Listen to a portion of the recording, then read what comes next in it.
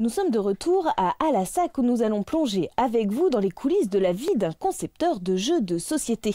Noël approche à grands pas, il faut donc s'activer pour être bien prêt. Le jour J, c'est justement le cas de Pascal, juste derrière moi, qui est en train d'assembler des boîtes. Allez, on va le rencontrer puis essayer de lui donner un petit coup de main. Dans quelques semaines, Pascal va devoir livrer 8400 boîtes de ses 13 jeux de cartes qu'il réalise lui-même dans son garage. Des jeux pratiquement 100% made in Corrèze, dont les scénarios sortent tout droit de son imagination. Mais ne vous méprenez pas, ici, on est bien loin du classique jeu des 7 familles. Moi j'aime bien ces jeux tout simples, simples par leur mécanique, mais complexes quand on y joue. Parce qu'une mécanique simple peut donner lieu à des stratégies très élaborées, où il faut anticiper beaucoup. Les échecs, par exemple, c'est très simple. Donc, une fois qu'on sait déplacer les pièces, mais savoir maîtriser le jeu, c'est une autre histoire. Pascal est à la fois auteur, réalisateur et illustrateur de ces jeux. C'est avec peu d'argent et par amour pour le dessin qu'il s'est lancé dans cette aventure il y a 5 ans, tout en continuant à gérer son entreprise de communication. Aujourd'hui, il vend près de 400 boîtes par mois, ce qui ne lui permet pas de se dégager un salaire. Sa passion survit donc uniquement grâce au financement participatif. Ce jeu-là, le prix public en magasin, il est à 25 €. Sur un jeu de ce type-là, moi je gagne 3,20 €. Sans les campagnes de financement participatif, je ne pourrais pas produire ce type de jeu.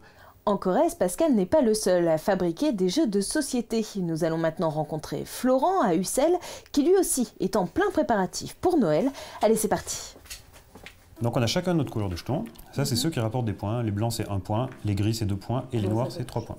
Il y a 3 ans, Florent, docteur en biologie, a décidé de quitter le milieu médical pour vivre de sa passion, les jeux de société. Depuis, il a créé une dizaine de jeux et s'est même lancé dans le marché mondial avec des thèmes directement inspirés de son département d'origine. La Corrèze m'a inspiré pour cette collection de jeux. Donc il y a 3 jeux. Il y a Hop le jeton, Hop la puce et Hop la bille.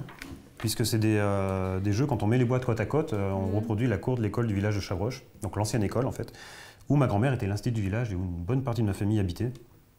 Donc ouais, je mets pas mal de moi dans cette collection de jeux.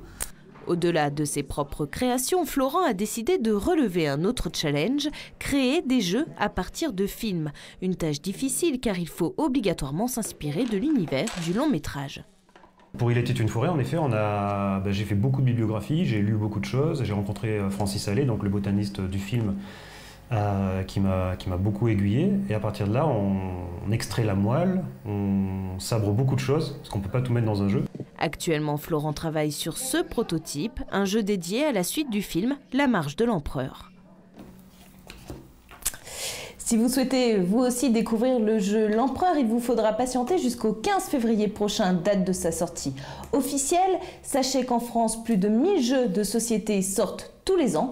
Voilà, c'est la fin de cette édition. Merci de l'avoir suivi et belle soirée sur France 3.